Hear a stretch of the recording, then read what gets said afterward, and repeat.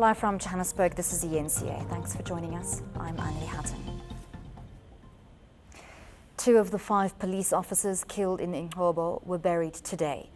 The Engcobo massacre has turned into a bizarre story with links to the controversial Seven Angels Ministries Church. eNCA's Dasen Thathiah unpacks the tragic tale. Bring you some breaking news now, coming in a very, very disturbing story indeed. We understand that 5 police officers at a police station in Queenstown have been shot and killed. Yeah, the details are sketchy at the moment, but what we know is that a group of armed robbers attacked a Engcobo police station. Just after midnight on February 21st, the Engcobo police station ironically becomes a crime scene.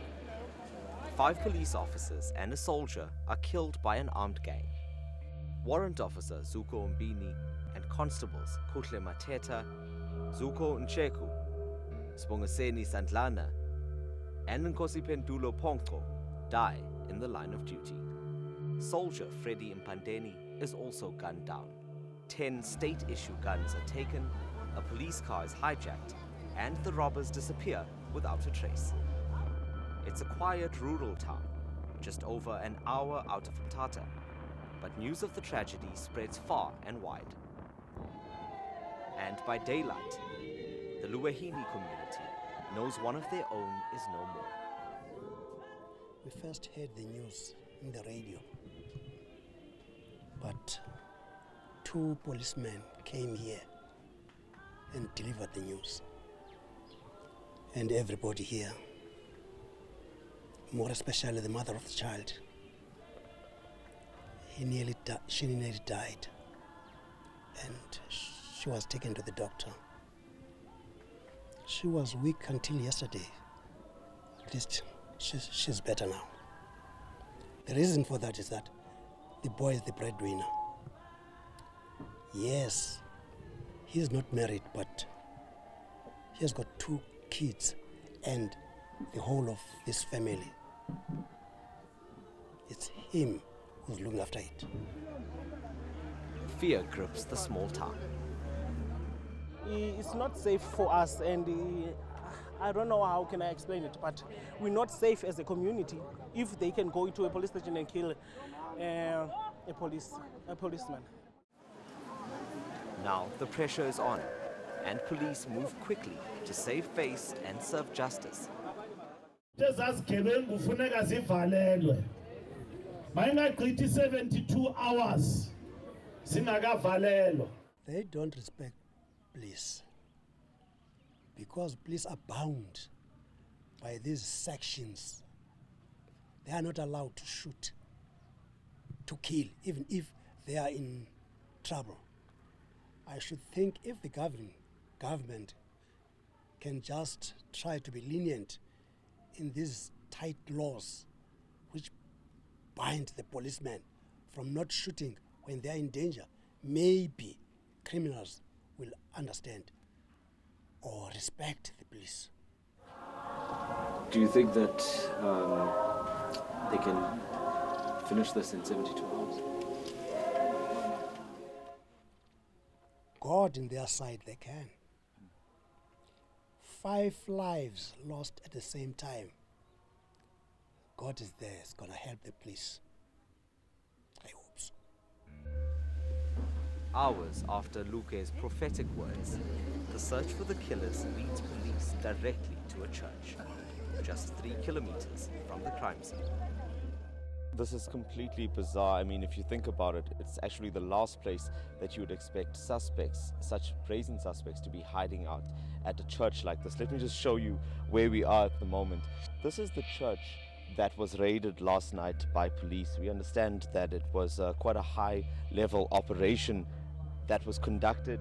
Remember, the case was taken over by National Police. A task team was assembled after that attack, and this is when they pounced last night based on information that they had received. At that point, when they did get here, there was a shootout that occurred with police and the suspects, and 7 of those suspects were killed. But Dudu, we also understand that some of them did manage to escape, and a police officer was also injured in this attack. It's a bloodbath, but fortunately, only one officer is injured. Njengoba sasithembisile ukuthi sizonikeza i-response sizophendula ase ayaphendula ke yaphendula i-task force on the spot ngaphambi kokuba kuphela u-30 minutes bese kulele 7 yabo phansi kodwa ke besingazimiselanga ukubabulala besizimisela ukubabopha. The raid nets 10 other suspects, and guns taken from police are found. Police are convinced the Seven Angels Church is a front for a crime syndicate. You will not have people who will be so brave to attack a police station unless there's masterminds. I then said we must do our modus operandi analysis in such a manner that we look at the possibility of a syndicate. And the early indications are already showing to us that yes, they are a syndicate because their signs also shows that there's a part of the evidence that we found there. It shows that they are actually spread across the country. Neighbors flock to the church, eager to find out about the movie scene playing out on their doorstep. Although speculation is rife, most agree on one thing. The Seven Angels Church and its practices have been the subject of suspicion. 2 years back, we once came here as a community to say that these people, they must stop being there because really what they are doing is really very funny. They are keeping young children who are supposed to be school. They don't allow them to school. You know, they don't give them their human rights, you know. And of course, there are those ones who are adults. They stay there, they resign. They, you know, it is said that they take their monies, all that stuff. You know, they are keeping them inside for years. It later emerges 3 of the suspects killed by police were in fact church leaders. Mqanduli brothers Thandasile, Xolisa, and Pilile. Along with 4 other brothers, the so-called Seven Angels had been running the church founded by their father, Siphiwo. He died in 2015. Let me tell you what we discovered when the police arrived there. That there is no church there, but there is Satanism. In 2016, their unorthodox methods came under scrutiny by the Commission for the Promotion and Protection of the Rights of Cultural, Religious and Linguistic Communities, known as the CRL Rights Commission. Njengoba silapha soba yi7 sizi-angels sisuka emazulwini sithi ke thina ke siyi-angel ministry okokuqala andingopastor ndiyingelosi esuka emazulwini ndihlala ngasekunene kukabawo ikhona ingelosi eyamka emazulwini enithi nguLucifer enguSathana esizoyifuna emhlabeni. uLucifer ufikile ke emhlabeni uSathana wenza waphefumulela iconstitution yase South Africa nezikolo. Silapha nje sithi i-education irongo ngenxa yoba uSathana uzithabathele kuye izikolo evunyelwe nguNelson Mandela rholihlahla. Sithi abantwana mabangayi ezikolweni ngoba uSathana ungenelele ezikolweni. Based on its findings, the Commission had pushed for an amendment to legislation to ensure more regulation in the religious sector. But according to the CRL, Parliament didn't act immediately. It has never happened before that we are faced with such as the CRL Commission. We spent a lot of time doing this work. When we said the angels were a danger, it wasn't just a flippant thing that we came to. We studied them. We went there. We knew what was happening. We knew where they were. We knew that the end was near, since the money was going to run dry. But nobody listened. So yes, we feel extremely powerless right now. We feel we can't do what the Constitution asks us to do, protect the rights of religious communities. We feel we're disempowered. We feel we are lost, basically, that how then do you do you implement your constitutional mandate when you've got such a report from a portfolio committee that you must now implement. And it's not taking you where you feel the country ought to go to. And we're at in a situation where, you know, there's trouble, you know, this thing can't go on.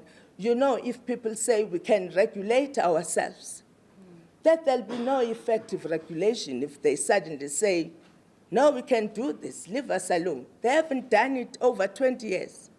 Why should we believe them when they say now they're ready to take on this thing? What mandates them legally, we all don't know.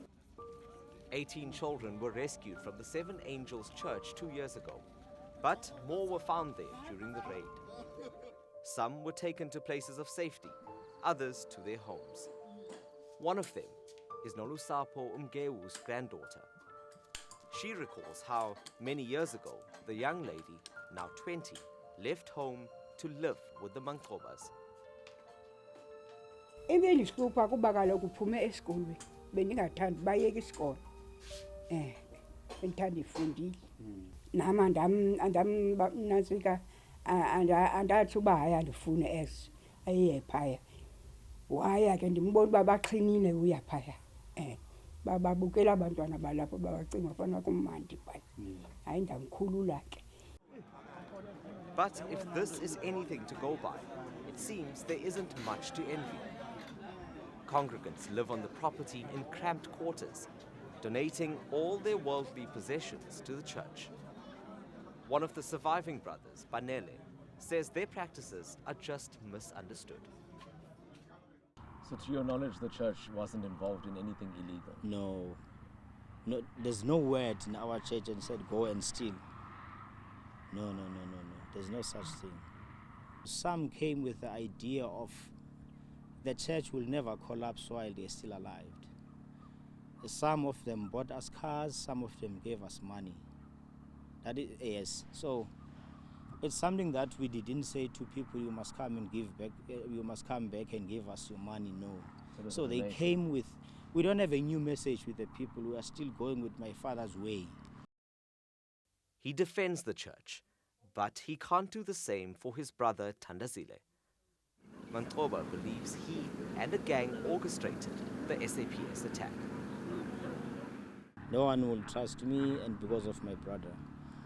And I also wish that people can understand, in any family, you cannot have all breadwinners. One will be a troublemaker, one will be a Christian, one will be that and that. So I so wish that people can understand, most especially in our black people. So it's not all of us, we are the Tsotsis or thugs. Mqanduli says Thandazile was estranged from his family and only recently moved back home, against their wishes. I was sidelined, I was excluded with my brother. And then I was doing my own research and checking and asking people around who did that. Is it the police or is it Thandazile? The reason why I say I'm asking that because Thandazile is a mischievous man. Yeah, so I was doing my own research and people here, they are hiding things from me. But he maintains not all those killed by police were suspects. I think he's about 15 years old. And he's not a boy that is mischievous, no. But they shot him in the chest. And that makes me worried a lot because he's very young. And Mqanduli believes his older brother, Pilile, committed suicide during the gunfight.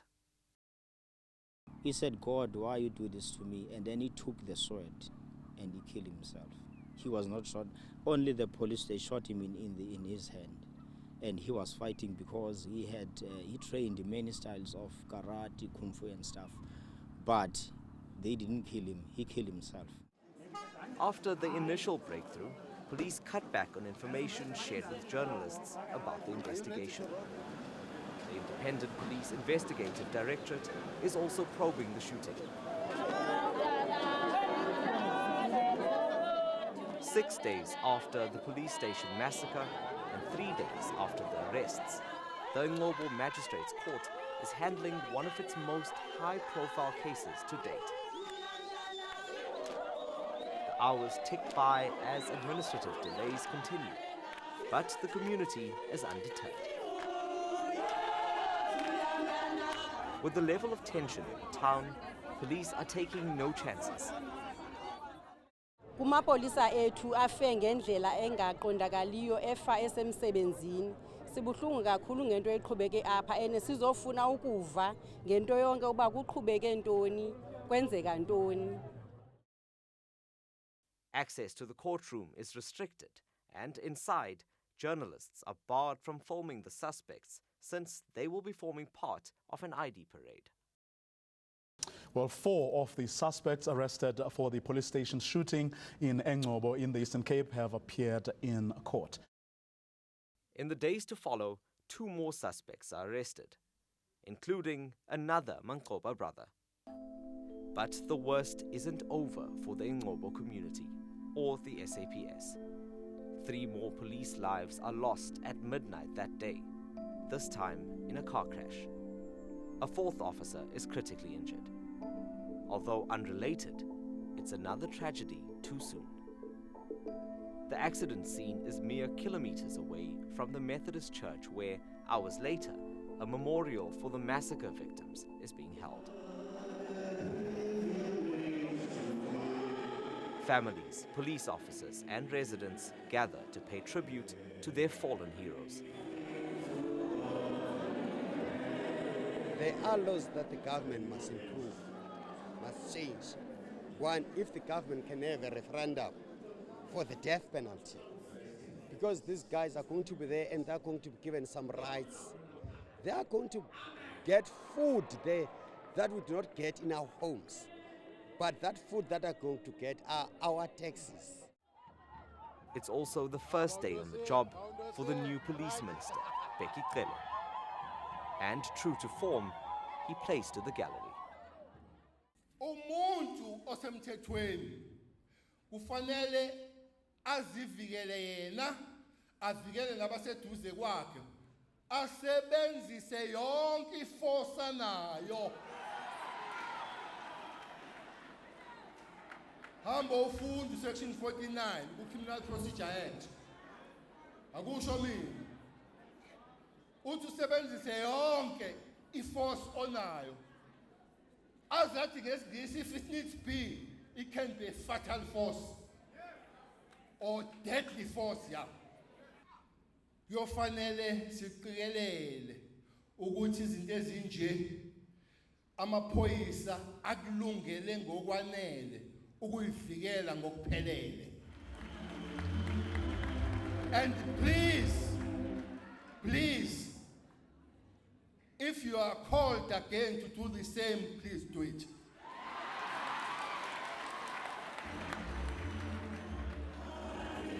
But he also turns his attention to the religious sector. Nyoka kuthiwa badla ipasta. So ningasilwisi bafundisi. Lamasonto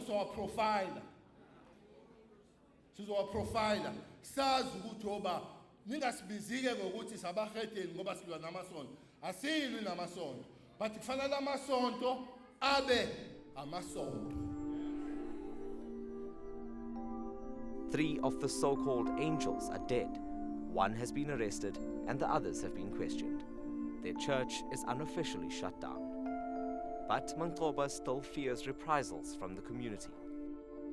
To the community, I would say this again. This is a church. We praise God. And everything that we wrote, it's about God. There's no my name in our papers. There's no my name in the mountain. It's all about God. And he wants forgiveness. I'm very sorry about what has happened. What has my brother caused, Thandazile Mqanduli. My condolences to those police officers. I'm very, very sorry. I'm deeply sorry. We just need to move on, but I'm very sorry. As the Engcobo community reflects on a dramatic and peculiar series of events, some are asking why this had to happen in their town. perhaps part of that answer lies in the former police minister's words at his last media briefing. Kukhona sizokwazi ufumana izixhobo phana abantu ababulala amapolisi kulacawo, but abantu bomphakathi kudala bayiripota lacawo kuthi akuqhutywa cawe pha, kuhambiswa nje into engayaziwayo. Bekufuneka kwangelo xesha ibiripotwa, we as the police were supposed to be there, send our intelligence there. We would have long discovered those thugs. Now 5 police had to die before we respond. Dasen Thathiah, Engcobo, in the Eastern Cape.